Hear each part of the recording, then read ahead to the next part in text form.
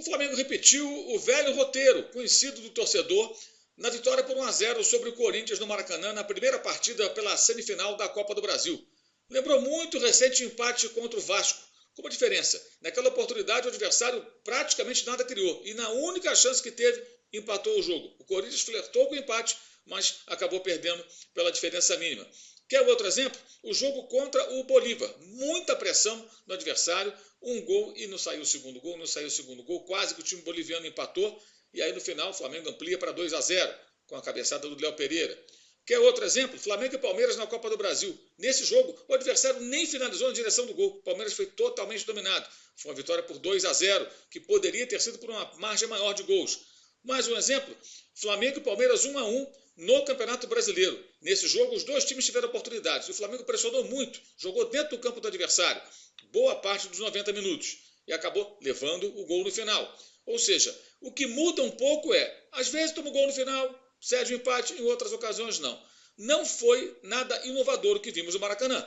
Claro, se o torcedor ficar pensando no jogo passado contra o Atlético Paranaense, o último do Tite, ou na melancólica partida do Maracanã contra o Peñarol, vai achar tudo muito diferente. Mas não houve grandes diferenças, aliás, não houve nenhuma diferença do comportamento da equipe com relação a jogos que aconteceram, melhor dizendo, com o outro treinador, com aquele que saiu.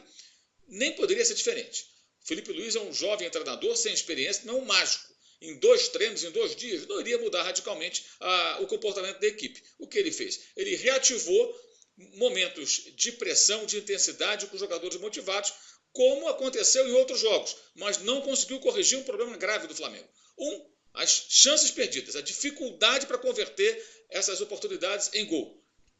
A outra, as chances oferecidas ao adversário à medida que o tempo vai passando e o time vai se desconcentrando, vai se desorganizando, vai perdendo gols e aí o adversário começa a criar. E o Corinthians teve chances do plural, embora o Flamengo tenha merecido vencer e poderia até vencer por uma margem maior, não fosse o goleiro Hugo, né? Goleiro que o Flamengo emprestou ao Corinthians e que, mediante o pagamento de uma multa módica, o Corinthians pode usar contra o Flamengo. E mais uma negociação muito mal feita pelo departamento de futebol do clube carioca. Agora, o jogo de volta, numa data que está gerando muita confusão, em Itaquera, para definir qual dos dois vai se classificar na Copa do Brasil.